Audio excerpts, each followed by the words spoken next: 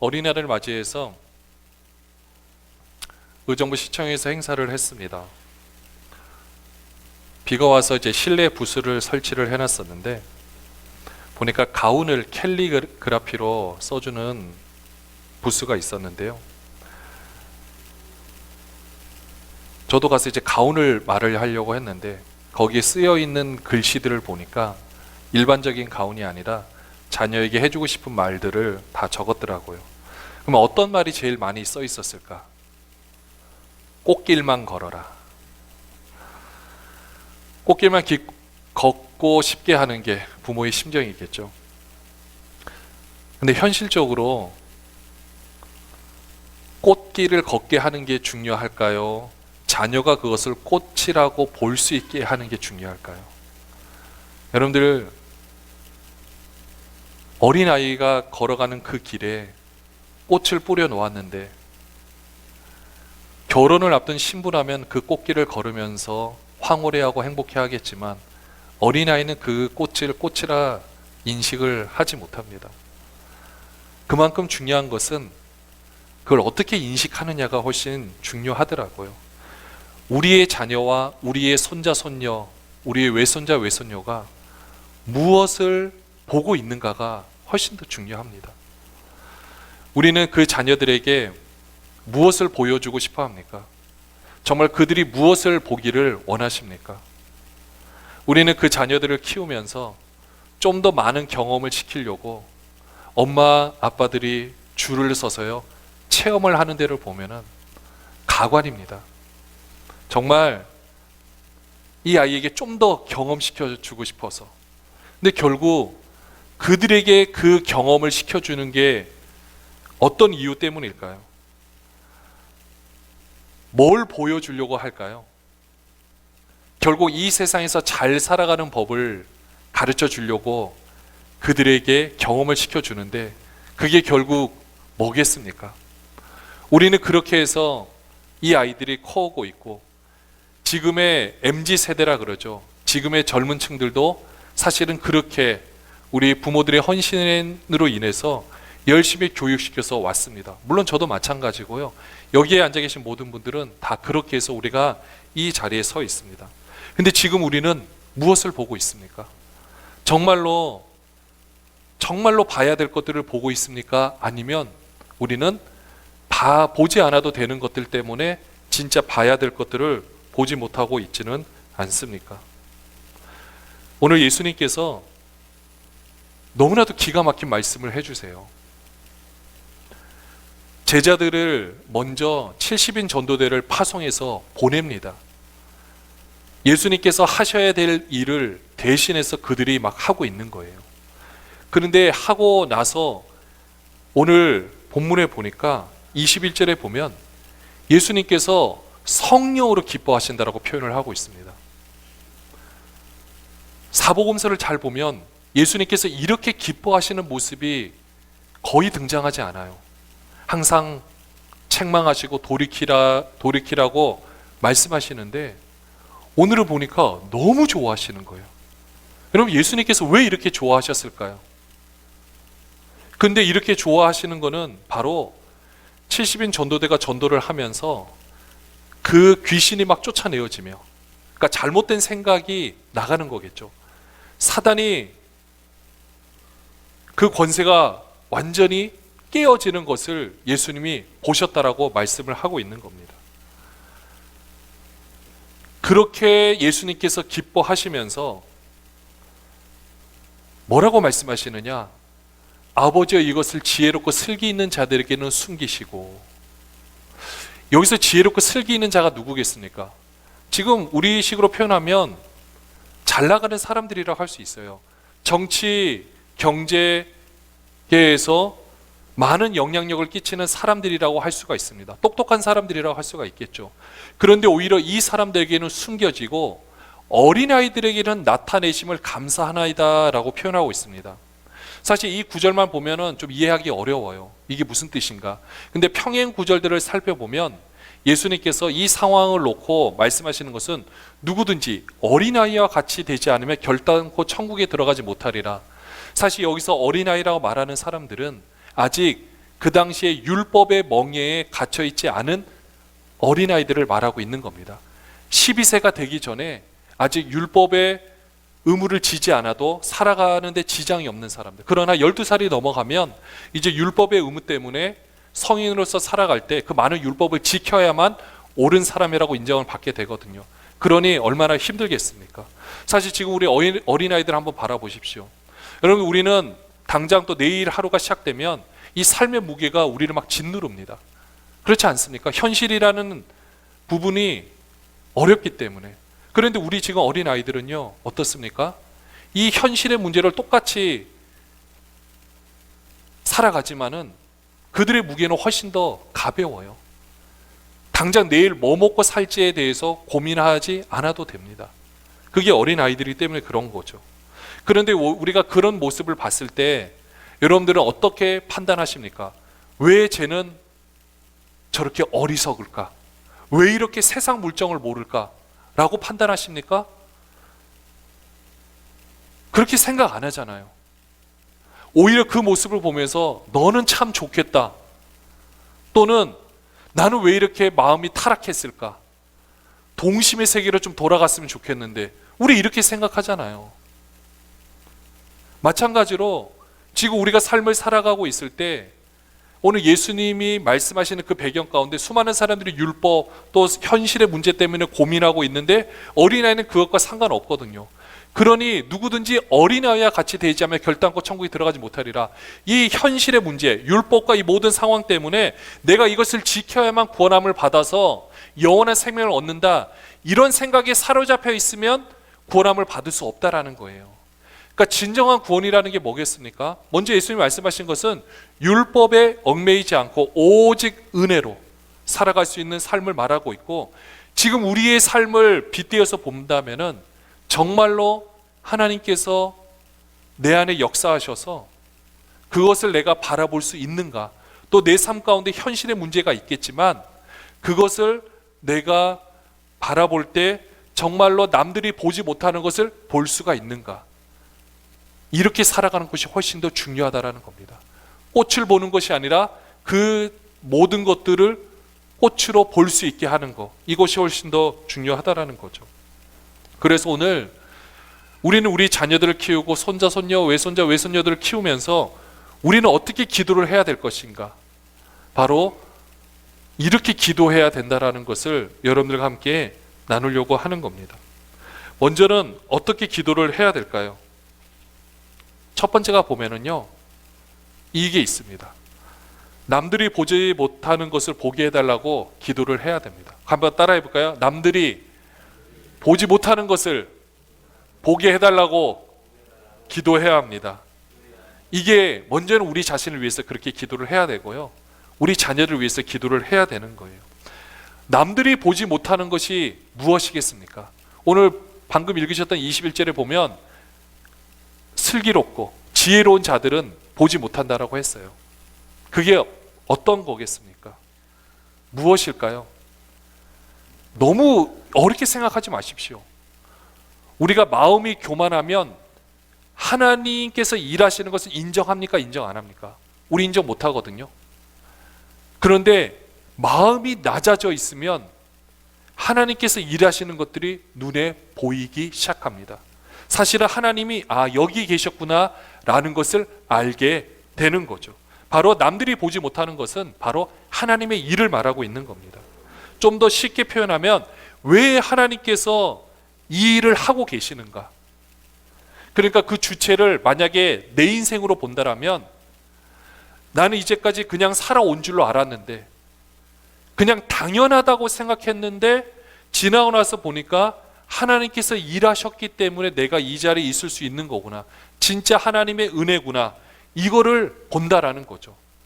사실 대부분의 사람들은 모든 것들에 대해서 다 가지고 있다라고 생각한다라면 나머지는 은혜로 받아들이기가 어렵다라는 겁니다. 근데 그것을 당연하게 여기지 않고 정말 하나님께서 일하셔서 내가 이 자리에 있구나라고 생각하면 모든 과정들이 하나하나 의미가 다 부여가 되고, 또 앞으로도 하나님께서 그렇게 역사하시겠구나라는 것을 볼 수 있게 되는 거죠. 여기 앉아 계신 분들은 여러분의 자녀를 위해서 기도할 때 이렇게 기도하시기를 주님의 이름으로 축원합니다. 그 자녀들이 남들이 다 보는 거, 더 많은 물질을 경험하기 위해서, 더 많은 것들을 보게 하기 위해서 경험시켜 주는 거 정말로 중요합니다. 그러니까 쉽게 표현하면 여러분들이 우리 자녀들을 위해서 이 세상에서 더 많은 복을 누린다라는 것이 더 중요한 일로 다가오겠지만, 진짜 우리가 놓치지 않아야 되는 것은 그 모든 가정 가운데 하나님께서 일하고 계시는 것을 그 자녀들이 깨달을 수 있도록 여러분들이 기도하셔야 한다는 겁니다. 그걸 놓치게 되면 진짜 봐야 될 것을 보지 못하게 되는 거예요. 얼마나 안타깝습니까? 또한 우리가 두 번째로 기도해야 되는 것은요, 바로 두 번째, 하나님 아버지를, 근데 그 전에 우리가 봐야 될 게 있어요. 마태복음 11장 20절 말씀에 보면 같이 한번 읽어볼까요? 예수께서 권능을 가장 많이 행하신 고을들이 회개하지 아니하므로 그때 책망하시되.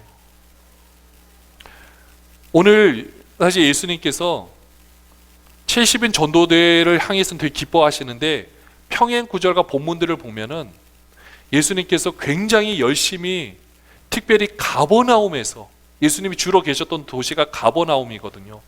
엄청난 이적들을 행하시고 놀랍게 전도하셨는데 그들이 회개하지 않는 거예요. 아니, 하나님이 사역하셨는데도 여러분들 이런 일들이 일어납니다. 막 복음을 전하고 두로와 시돈에서도 많은 역사들을 일으켰는데, 근데 그들이 반응을 하지 않는 거예요. 얼마나 안타깝습니까? 마음이 너무 교만해져 있는 거죠. 그렇게 했을 때 우리가 두 번째로 이런 상황을 보면서요, 기도해야 되는 게 있습니다. 자, 두 번째 같이 따라해주세요. 하나님 아버지를 알 수 있도록 기도해야 합니다. 하나님 아버지를 아는 게 뭐겠습니까? 하나님과의 바른 관계가 맺어질 수 있도록 기도해야 하는 겁니다. 여러분들, 우리는 상황이 더 항상 중요해요.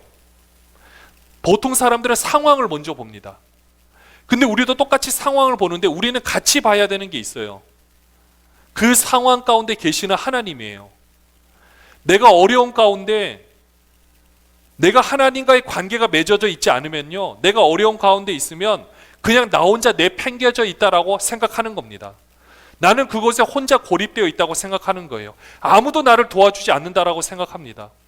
그러다 보니 여러분들, 지금 우리나라가 OECD 가입 국가 중에 2003년 이후로 2023년까지 자살률 1위입니다. 딱 두 번, 2년만 2위가 됐었고 연속 1위예요. 근데 그것도 인구 10만 명당 자살하는 인원수가 23.4명. 여러분, 이게 작은 숫자가 아닙니다. 그것뿐만 아니라 한 아이를 키우는데 장려 양육비가 평균 3억 6천만 원 정도 들어간다라고 해요.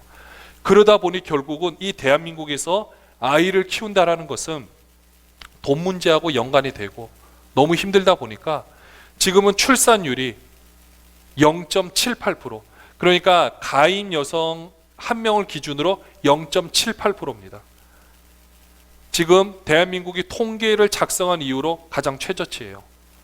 이제는 사람이 태어나는 울음소리를 들을 수 없는 이 상황이 된 거죠. 그뿐만이 아닙니다. 이렇게 자살을 많이 하는 이유 중에 3분의 1 정도는 고립이 때문에 그래요. 근데 그것도 나이가 들어서 고립이 아니라 그 부분도 많지만은 지금 아시다시피 20, 30대의 자살률이 너무나도 높습니다. 그런데 그렇게 되는 이유 중에는 바로 누군가 도움을 주거나 받을 수 없는 이 안타까운 환경인 거죠. 그렇게 된 인구들이 서울에만 젊은 사람 인구가 최소 13만 명 이상으로 통계로 보고 있는 거예요. 그보다 더 많겠죠. 이 고립은 완전한 도움을 받을 수 없는 고립을 말하는 겁니다. 그냥 혼자 사는 것만 말하는 게 아니에요. 이게 지금 우리의 현실인 겁니다.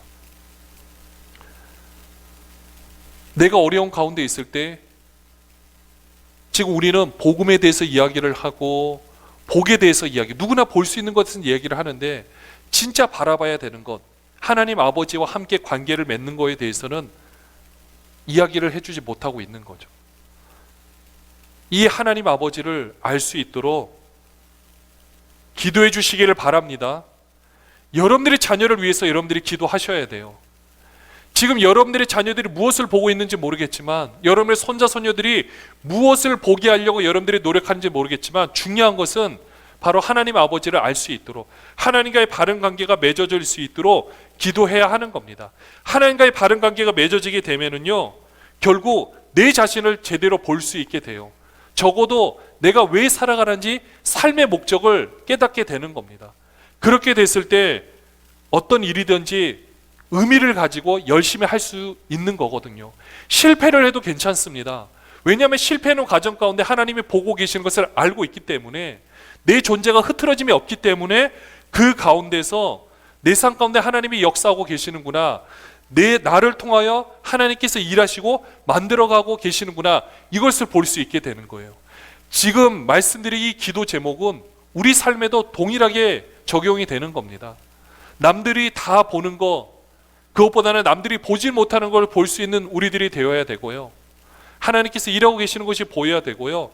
또한 하나님과의 바른 관계를 맺는 것이 훨씬 더 중요합니다. 사랑하는 여러분들, 오늘 사실 많은 사람들이 24절에도 보면은 나오지만요. 22절,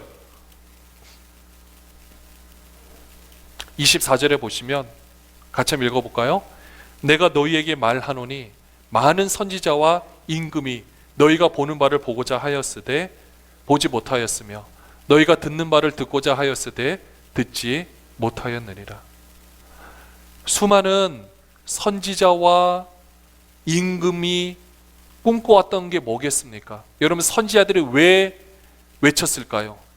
그 나라가 하나님께로 돌아오도록이에요. 바른 생활을 할 수 있도록, 정의와 공의를 행할 수 있도록. 임금도 마찬가지입니다. 정치, 경제, 그래도 지도자들이 꿈꾸는 게 뭐겠습니까? 나라가 태평하고 잘 사는 거예요. 이렇게 꿈꿨는데 그때 그들은요, 보지 못했어요. 근데 지금 우리가 보는 게 뭔지 아십니까? 그들을 통해서도 이루지 못했던 것을 지금 오히려 우리가 하나님과의 바른 관계를 통해서 이루어지는, 특별히 이 교회 공동체를 통해서 지금 하나님께서 보여주고 싶어하는 모습이 바로 이렇다라는 겁니다.